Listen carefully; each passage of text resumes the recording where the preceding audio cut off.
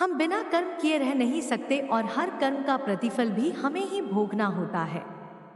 जो बोया है वही काटने को मिलता है। संसार का हर मनुष्य सदा सर्वदा कर्म में ही लीन होता है तथा तदनुसार उसे उसका फल भी मिलता रहता है। दोस्तों, यह कहानी बहुत ही शिक्षाप्रद और ज्ञानवर्धक कहानी है। नमस्कार दोस्तों, आप सभी का हमारे YouTube चैनल आर्टिवर्ल्ड स्टोरी पे दिल से स्वागत है। मुझे उम्मीद है आप लोग कहानी के अंत तक जरूर बने रहेंगे। दोस्तों, कर्म लौट कर जरूर आता है, आप इससे बच नहीं सकते हैं। बहुत पुराने समय की बात है। एक गांव में एक बहुत ही गरीब मूर्तिकार मूर्ति बनाया करता था। मूर्ति बेचकर जो पैसे मिलते, उस पैसों से उसके घर का लालन पोषण होता था। मूर्तिकार का एक बेटा था, वो भी अपने पिताजी के साथ मूर्ति बनाता था। एक समय ऐसा आया, मूर्तिकार बीमार पड़ गया। तभी उसके बेटे ने कहा, पिताजी आप घर पे आराम कीजिए, मैं मूर्ति बनाऊंगा, अब आपको कोई जरूरत नहीं है, काम करने का मैं सब संभाल लूंगा। मूर्तिकार का बेटा मूर्ति बनाता और बाजार में जाकर उसे बेचता। कई साल ऐसे बीत गए। धीरे धीरे मूर्तिकार उच्च कोटि की ऐसी मूर्तियां बनाने लगा जो एकदम सजीव दिखती थी। लेकिन उस मूर्तिकार को अपने आप पे बहुत घमंड होने लगा था। उस मूर्तिकार को अपनी कला पर बहुत घमंड था। राजा महाराजा सभी उस मूर्तिकार के पास आते थे मूर्ति लेने के लिए। अब तो मूर्तिकार के अंदर और भी अहंकार पैदा हो गया। दूर दूर से लोग उसके पास मूर्तियां बनवाने आते थे। इस बात को लेकर एक दिन मूर्तिकार को अजीब अजीब बेचैनी होने लगी थी। उसे कुछ दिनों से ऐसा आभास होता था कि अब मैं नहीं बचूंगा। उसे अजीब घबराहट होती थी। एक दिन मूर्तिकार सो रहा था, तभी उसके सपने में आभास हुआ कि जल्दी ही उसकी मृत्यु होने वाली है। सपना देखते ही उस मूर्तिकार की नींद अचानक से खुल गई और उस घबराहट होने लगी। उसने अपनी एक तरकीब लगाई। उसने यमदूतों को भ्रमित करने के लिए एक उपाय सोचा।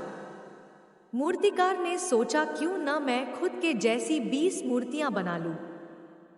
मूर्तियां बिल्कुल उसी के जैसी थी। कोई भी ये अंदाजा नहीं लगा सकता था कि ये इंसान नहीं बल्कि मूर्तियां हैं। यमदूतों को भ्रमित करने के लिए वह भी उन मूर्तियों के बीच में खड़ा हो गया।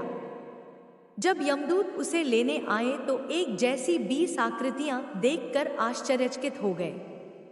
अब यमदूत को कुछ समझ ही नहीं आ रहा था। इनमें से वास्तविक मनुष्य कौन है, वे पहचान नहीं पा रहे थे। अब यमदूत सोचने लगे, अब क्या करूं, कैसे पहचानूं। मूर्तिकार के प्राणों का हरण न कर सके तो सृष्टि का नियम टूट जाएगा और सत्यता जानने के लिए मूर्तियां तोड़ेंगे तो कला का अपमान होगा। अब करूं तो क्या करूं, कुछ तो उपाय मुझे लगना ही होगा, नहीं तो संसार का नियम टूट जाएगा। ऐसे में यमदूत को मानव स्वभाव की सबसे बड़ी बुराई अहंकार याद आई। उसने चाल चलते हुए कहा कि काश इन मूर्तियों को बनाने वाला मिल जाता तो मैं उसे बताता कि मूर्तियां तो सुंदर हैं, लेकिन इनको बनाने में एक कमी रह गई है।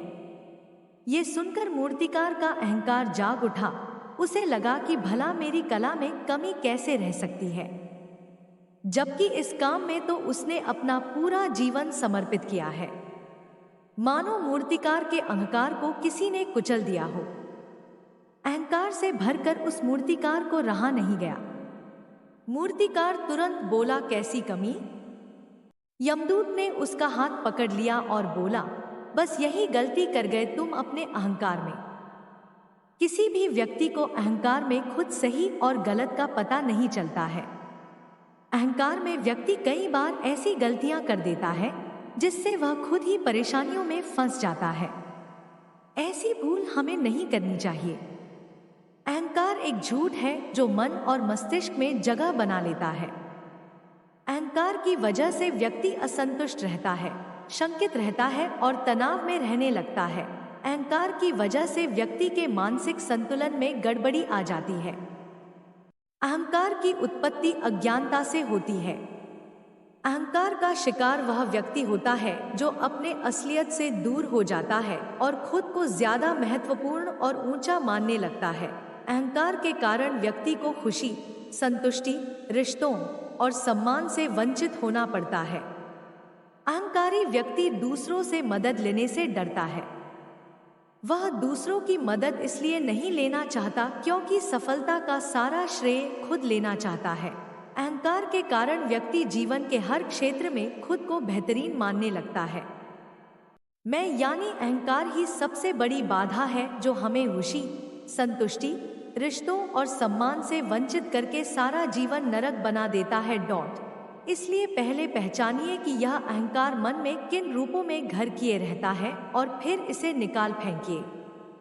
अहंकार से मुक्त होना मात्र कहने से बात नहीं बनने वाली। इसके लिए दृढ़ संकल्प से हर पल सचेत रहते हुए कार्य करना होगा।